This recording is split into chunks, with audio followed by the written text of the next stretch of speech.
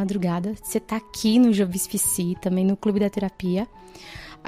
Nós estamos agora com esse projeto de enviar temas para debate, tanto aqui nos comentários quanto lá no nosso Clube da Terapia.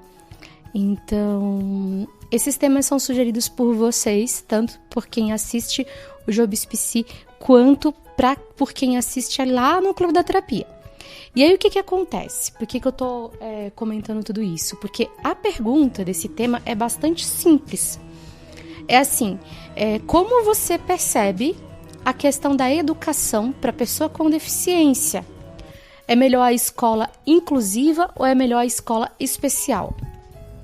Só que para eu conseguir falar sobre isso, a gente precisa voltar umas 1000 casas. Eu vou tentar falar sobre isso da melhor forma que eu puder. Eu li um monte, fiz um monte de pesquisa, porque é um tema muito sério. Então, bora lá. Primeira coisa que a gente precisa entender é que a educação não é reconhecida como um direito humano desde sempre.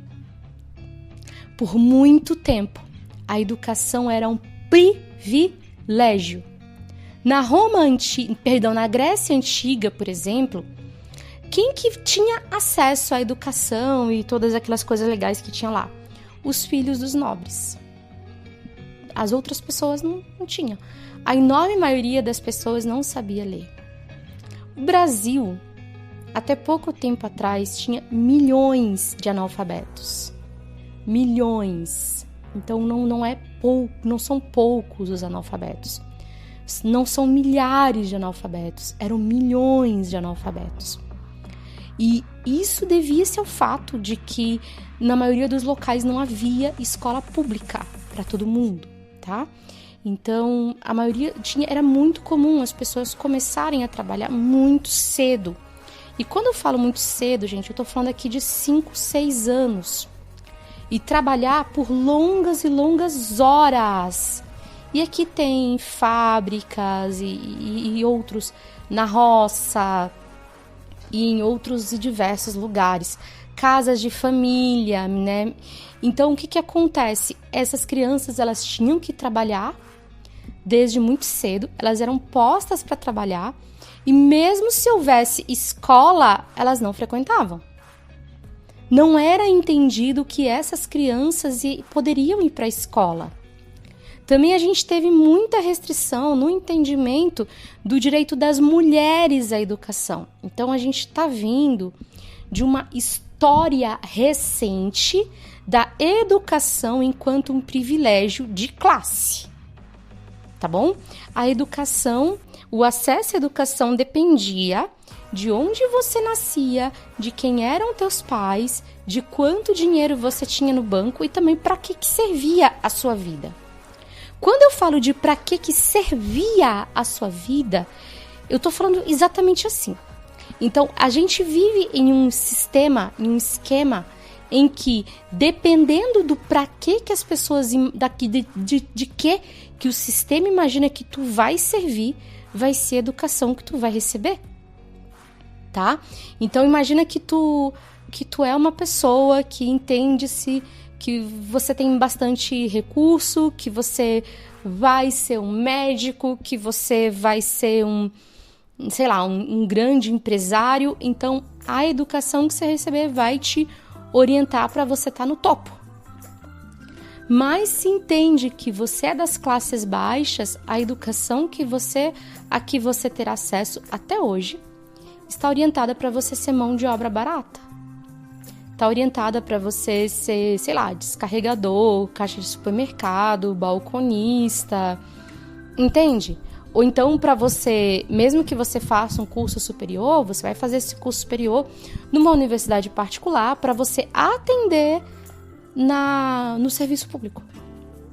Para você não ir muito além disso. Então, antes como agora, o conceito de que a educação é para todos é um conceito que pouco a pouco está entrando na percepção coletiva. Muitas pessoas falam: para que você quer estudar? Você não vai ser nada. né? A pessoa que estuda muito em vários recortes do país, ela é tida como uma pessoa que não sabe seu lugar. Ah, fulano estuda demais.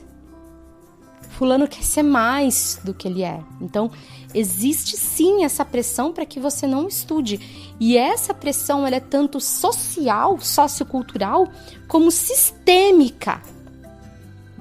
Quando você vai para uma escola pública e essa escola tem professores super mal remunerados, essa escola tem precariedade nessa estrutura, essa escola tem uma superlotação de turmas, essa escola ela tá te pressionando para você parar de estudar. Entende?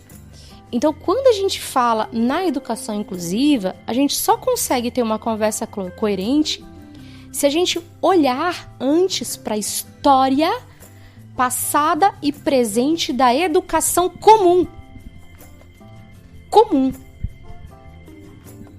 Porque a educação inclusiva, ela vai derivar dos sucessos e fracassos da educação comum. E historicamente, especialmente no que se refere a pessoas com deficiência, o Brasil saiu na frente na América Latina em relação a escolas para pessoas com deficiência visual. Então, o que é que a gente vai ter? Antes do século XIX, né, com a criação do IBC, e veio junto aí o Álvares de Azevedo foi contemporâneo de Louis Braille. Ele foi, então ele estava lá quando o Braille surgiu e ele trouxe o Braille para cá. E aí o governador, o imperador, creio que Dom Pedro II, né, auxiliou e facilitou com vários outros personagens na criação do Instituto Imperial para os Meninos Cegos do Brasil, que hoje é o Instituto Benjamin Constant. Então a gente saiu na frente. Quando a gente saiu na frente, a gente com o tempo teve várias escolas para cegos no Brasil. Presta atenção, essas escolas eram iguais entre si? Não. Essas escolas todas tinham a mesma qualidade e o mesmo nível de preparação? Não. E aqui eu vou fazer a pergunta mais importante de todas. Essas escolas chegavam a todas as crianças? Não. Esse não é assim. Bem grandão e bem altão. Tá? Não. Então, o que é que eu tinha?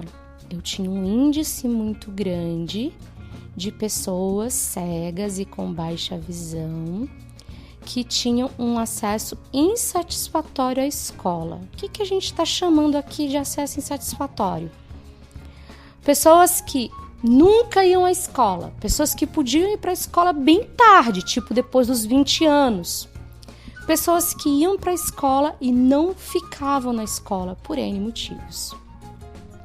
Essas escolas, elas trabalhavam em sua maioria em regime de internato. Por quê? Porque eram escolas localizadas em grandes centros geográficos e que recebiam, portanto, pessoas com deficiência visual que vinham de longe. E essas pessoas dificilmente podiam ir e voltar diariamente, então a gente tinha internatos. Então, o que é que a mãe, o pai, a família de uma pessoa cega e com baixa visão tinha que decidir? Peraí, o que é mais importante? Eu cuidar do meu filho ou eu deixar ele estudar? Estão percebendo? Que bagunça que era. Eu acho uma escolha muito cruel. Porque se uma criança pequena, sem deficiência, precisa da mãe e do pai, da família, uma criança com uma deficiência importante vai precisar muito mais. Porém, se uma criança sem deficiência precisa de acesso à educação para ter a garantia de um futuro, uma criança com deficiência naturalmente vai precisar muito mais. Então é uma escolha por si só desumana. O que eu vou querer? Que meu filho fique mal emocionalmente ou que ele tenha oportunidade de, quem sabe, ficar bem intelectualmente. Era essa a escolha que estava posta para as famílias de crianças com deficiência visual. Tudo bem? Então a gente tinha um funil.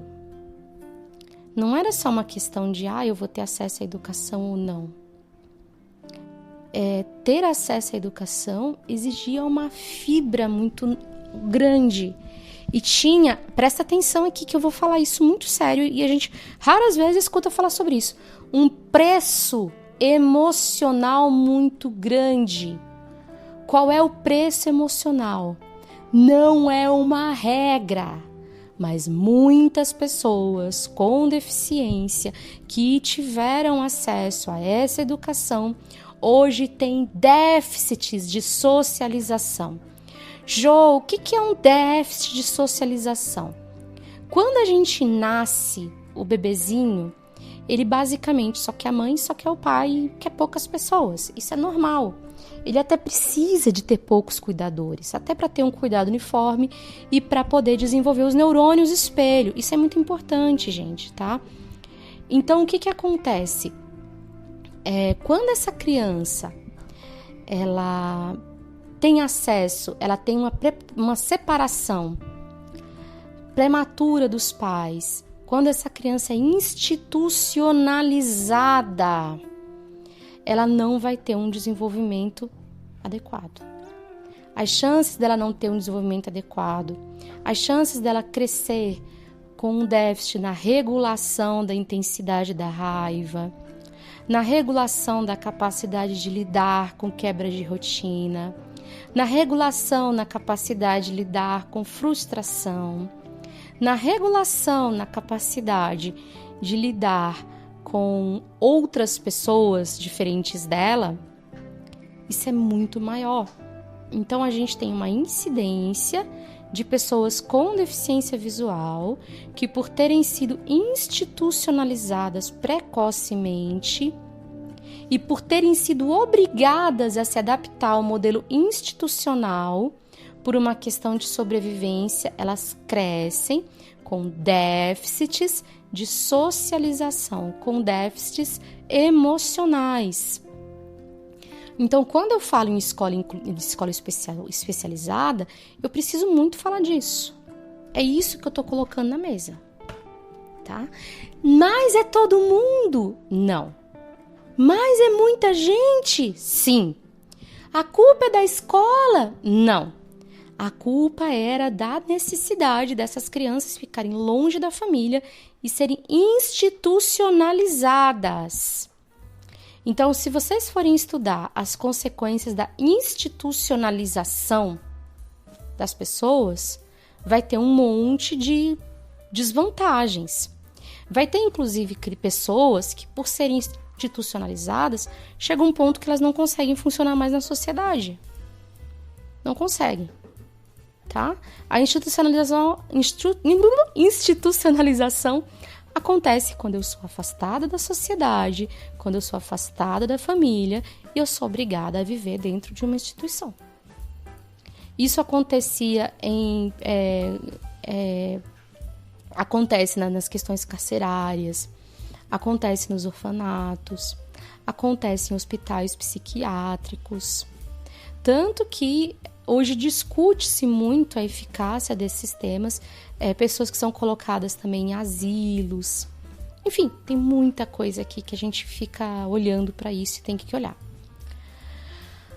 Ok.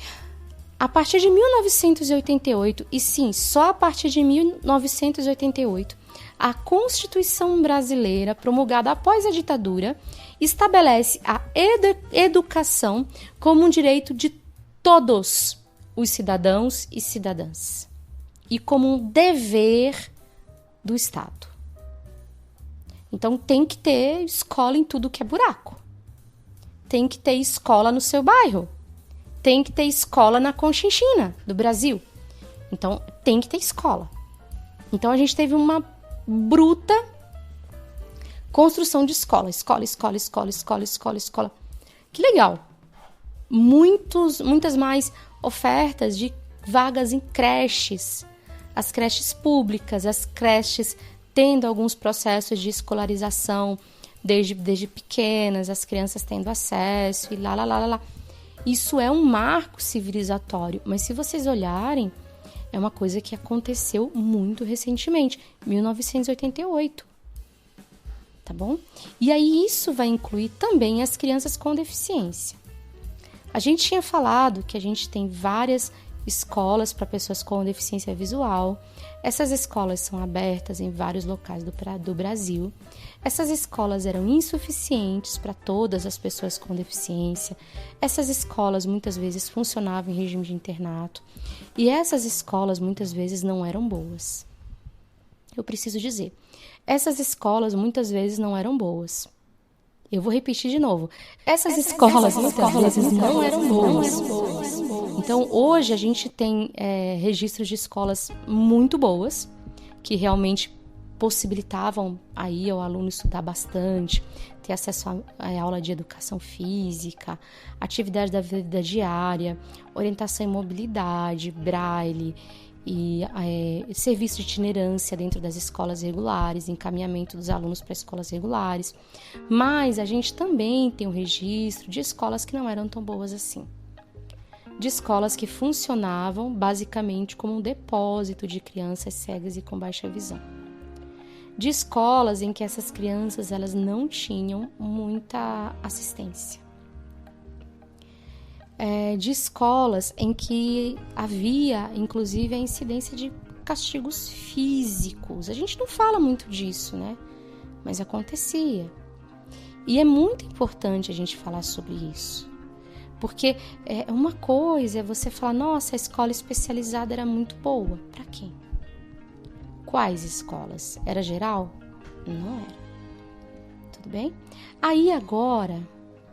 Quando a gente pensa nessas escolas, a gente tem vantagens e desvantagens. Uma das principais desvantagens era que nem todas eram boas, e uma outra é que muitas pessoas com deficiência visual jamais tinham acesso à escola. Então eram poucas. Mas algumas vantagens a gente tem. A qualidade do ensino era muito boa. Quando era bom, era muito bom.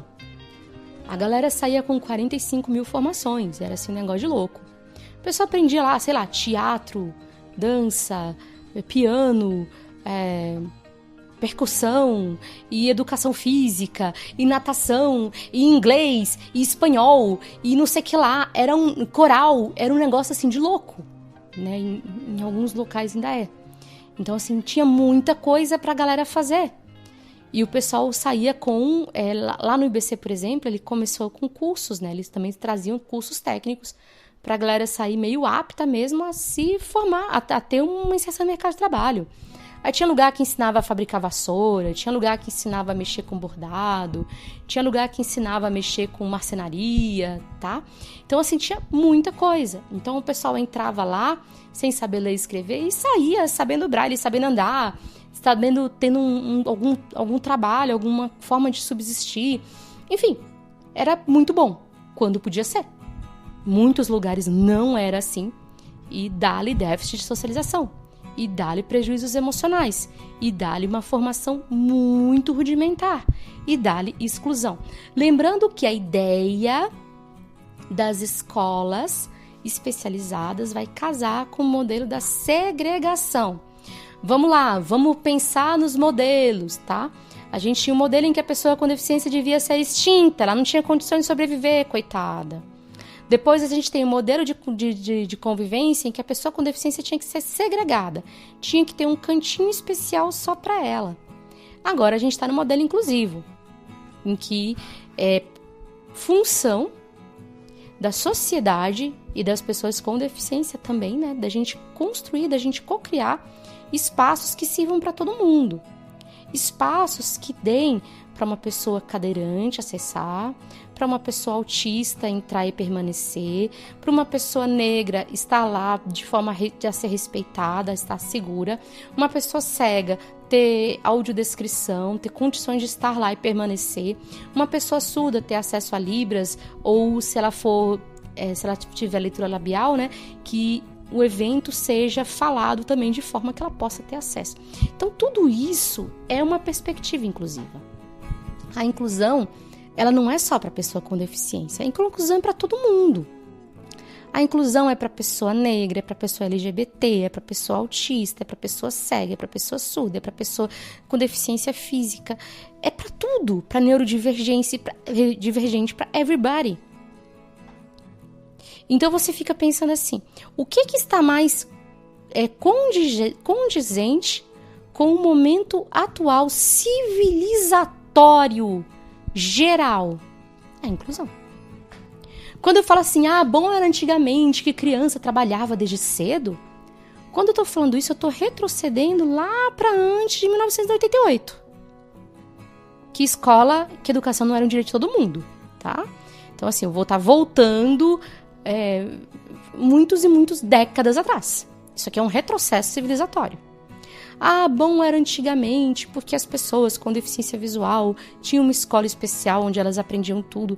De novo, retrocesso civilizatório, modelo inclusivo. Só que, aí vem o porém, do mesmo modo que a escola especializada não funcionava em todos os locais e tampouco estava disponível para todos os locais, a escola inclusiva funciona para todo mundo? Não. Todas as escolas estão preparadas para receber diversidade? Não. Todos os professores estão preparados para receber crianças, adolescentes com todo tipo de deficiência em suas aulas? Não. Eu tenho um sucateamento progressivo da própria profissão de professor. Tá bom? Então, vocês estão vendo que não dá para eu falar de educação inclusiva sem falar de educação regular? Vocês estão vendo por quê? A educação inclusiva ela não brota de Nárnia.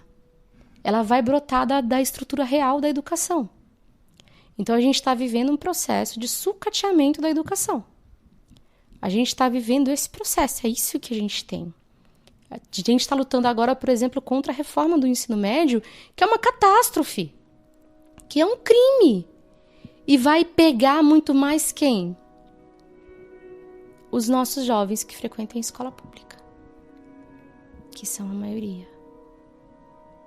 E que são, muitas das vezes, aqueles que mais precisam de educação, para ter um mínimo de acesso a oportunidades que vão fazer escapar de questões sociais de extrema vulnerabilidade. Estão vendo como é que é importante um olhar global para tudo? Vocês estão vendo que algumas perguntas não são de resposta rapidona, facinha assim? É melhor escola inclusiva ou escola especial? Depende. De quê? De onde esteja a escola especial, de onde esteja a escola inclusiva, de como seja a escola especial, de como seja a escola inclusiva. Tem escola inclusiva em que o aluno com deficiência ele está reduzido ao modelo pré-Braille. Ele coloca lá um estagiário para ficar com essa criança e essa criança não desenvolve dentro da escola. Ela tem uma babá lá dentro, né? E ela fica lá, jogada para lá e para cá, cada um trata do jeito que dá, né? Às vezes as pessoas não ligam, outras vezes as pessoas até ligam, mas não têm acesso. Vamos fazer formação de educação especial, formação online. A pessoa nunca viu uma pessoa com deficiência direito. Ensinar Braille. Gente, não é qualquer um que ensina Braille. Não pensa que se você estudou Braille no canal do YouTube, no curso online, você vai dar conta de ensinar Braille para uma pessoa cega. Você saber Braille para você e você saber Braille para ensinar para uma pessoa cega é outro departamento. E eu posso dizer isso, inclusive, porque aqui na associação de cegos, de deficiente que tem aqui, né, que aqui é a Associação de Apoio ao Deficiente, ainda nem chegamos a pessoa com deficiência, né? Aí tinha um pessoal que falava que não aprendia Braille, ia não sei aonde lá e tal. 2 anos não aprendia nada, comigo aprendeu. Por quê? Porque eu sei Braille. Eu realmente sei Braille. Simplesmente isso. Não é que eu seja uma professora extraordinária, eu só sei Braille. Né? Então eu sei o ângulo certo de você perfurar uma folha. Eu sei dicas para você conseguir ler com agilidade. né? Eu vivi o Braille na minha vida. O Braille faz parte da minha formação acadêmica, da minha formação social. Por que cada vez menos pessoas com deficiência visual sabem Braille? Dentre outros motivos, porque cada vez menos temos professores realmente competentes de Braille. Quem que vai avaliar a competência de um professor formado online para ensinar Braille? Ou a sua proficiência no Braille? Cri, cri, cri, silêncio. Quem que vai avaliar a qualidade do material de reglete, punção, máquina de escrever que o município adquire? Ou seja, o município adquire material, mas esse material é útil, é viável para a pessoa com deficiência escrever em Braille? Ou a pessoa com deficiência aprender Braille? Cri, cri, cri, silêncio. A gente não tem nada disso. Então, a educação inclusiva, ainda hoje, é recente. O paradigma da inclusão é o paradigma do futuro, mas ele não está pronto. Ele não está pronto. Então a gente tem experiências maravilhosas, como a gente tem experiências bem complicadas. E agora, com a pandemia, bagunçou ainda mais o coreto. Então a gente precisa sim conversar bastante sobre isso. E outra coisa que eu acho essencial, gente, a pessoa com deficiência, e aqui eu foco mais na visual porque é o foco aqui do Jobis Psi, mas serve para outras deficiências, ela precisa ter profissionais de saúde habilitados, capacitados, para auxiliá-la no processo de preparo emocional para lidar com a deficiência. Os professores que vão lidar com esses sujeitos precisam ter um pouco de noção mais específica do que é viver com a deficiência e de preparo para eles próprios lidarem com essa realidade. A questão da inclusão não é uma questão meramente acadêmica, não é uma questão meramente logística e por isso tantas vezes não está dando certo. A questão da inclusão é um paradigma humano. Refere-se a como eu vejo a mim mesmo e como eu vejo o outro. Esse outro que é diferente de mim. Mas até que ponto ele é diferente? Se eu tenho uma pessoa autista não verbal, uma criança, até que ponto ela também é uma criança? Se eu tenho uma criança cega num recreio, com, 300 outras crianças, até que ponto ela precisa da experiência do recreio com essas 300 e tantas crianças? Qual é o limite entre formar e superproteger? Quais as consequências disso? Enquanto eu tratar a inclusão como um paradigma meramente logístico, eu vou estar fadada ao fracasso. Eu vou estar fadada a pensar que é uma questão de loteria. Por que tem escola especial que funciona, escola especial que não funciona, modelo inclusivo que funciona, modelo inclusivo que não funciona? Porque os sujeitos são diferentes. Os sujeitos, a atenção humana, a presença, o cuidado. E quando eu falo de cuidado, é de cima para baixo, de baixo para cima. É cuidando de quem precisa do cuidado. É cuidando de quem cuida, cuidando do cuidador. Vocês estão vendo como é bem mais complexo? Não é brincadeira. A gente precisa humanizar os nossos processos pedagógicos.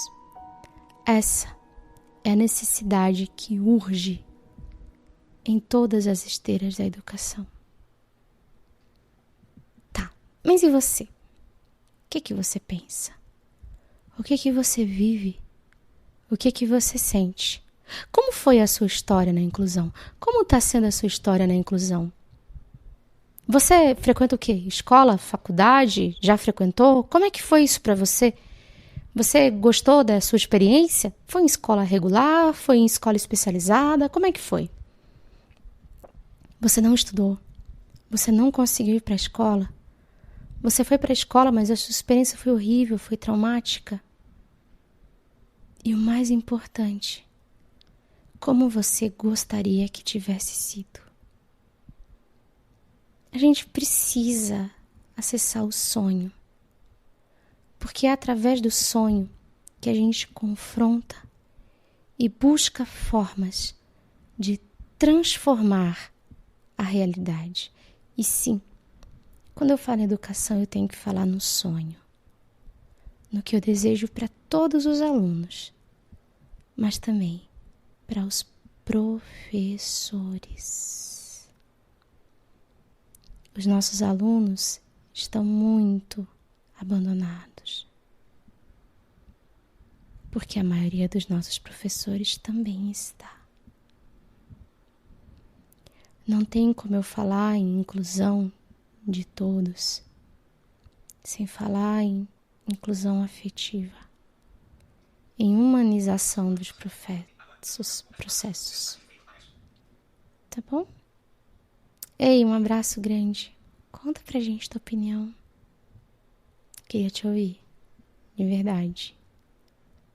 Vamos somar junto, porque junto a gente vai mais longe.